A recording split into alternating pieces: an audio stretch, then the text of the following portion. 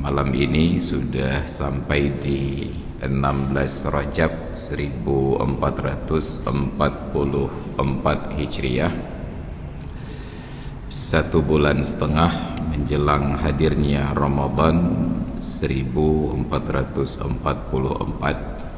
dan mudah-mudahan Allah berkahi hidup kita di bulan Rajab dan Sya'ban, dan Allah panjangkan umur kita untuk dapat menikmati indahnya hidup dan beribadah di bulan Ramadan. Tentu saja kita juga berharap agar para pengambil kebijakan di negeri ini memahami bahwa ibadah di bulan Ramadan bukan mengejar target cepat selesai, tetapi bagaimana mengisi setiap saat, setiap waktu dengan aktivitas ibadah. Dan tentu saja ibadah yang dimaksud bukan sebatas ibadah mahdhah, hanya salat, hanya puasa dan sedekah serta tilawah. Tidak terkecuali aktivitas bagi kita mencari nafkah, itu juga merupakan ibadah.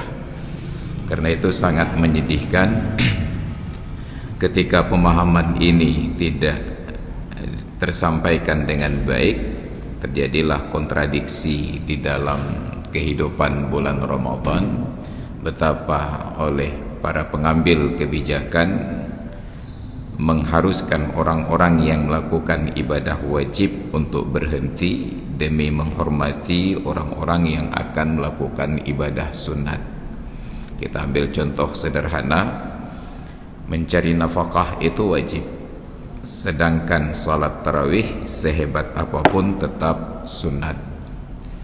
Tapi kenyataannya dilarang buka tempat usaha mencari nafkah di malam-malam bulan Ramadan demi menghargai yang salat tarawih. Mungkin dicari pembenaran yang lain, kan sudah ada sepanjang siang waktu untuk mencari nafkah.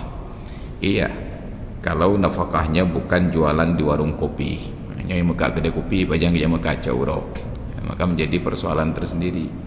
Jadi sudah sejak lama saya provokasi para pejabat pengambil kebijakan, kenapa tidak malam-malam bulan Ramadan itu tetap berlalu seperti malam-malam yang lain.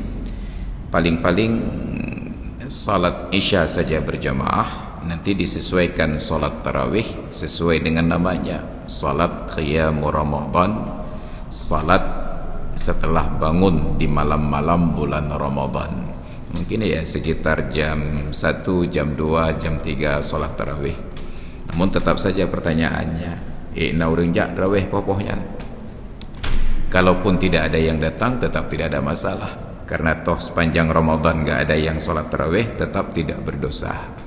Tetapi ada kemungkinan banyak keluarga yang bubar, terjadi perceraian karena suami tidak sanggup sediakan nafkah karena tidak diizinkan untuk berusaha.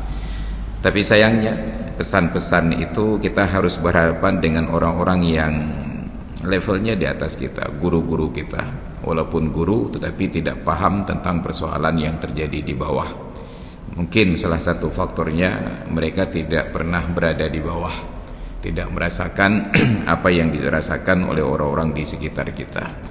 Maka mudah-mudahan sebagaimana doa-doa yang kita sampaikan selama ini, Allahumma barik lana fi Rajab wa Sya'bana wa ballighna Ramadan. Ya Allah, berkahilah kehidupan kami di bulan Rajab dan di bulan Sya'ban, dan panjangkanlah umur kami sampai ke bulan Ramadan. Doa ini sering diungkapkan di dalam setiap selesai salat di kampung-kampung, tapi dalam bahasa Aceh, neberi mati ke malam taat, urah Jumaat bulan puasa. Doanya begitu. Tapi begitu sampai hari Jumat bulan Ramadan, tambah lagi, ambil orangnya, ya Allah Jumat uke untang.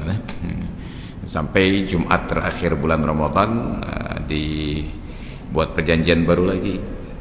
Be Ramadan tonyo, ya Allah Ramadan tonuke.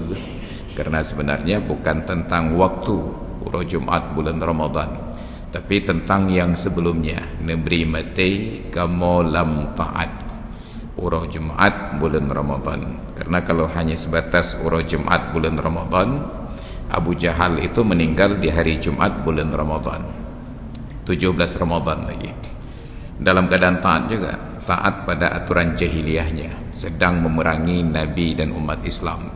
Meninggal Abu Jahal, bukan meninggal, mati di hari Jumat 17 Ramadan. Jadi yang penting taatnya, bukan tentang waktu.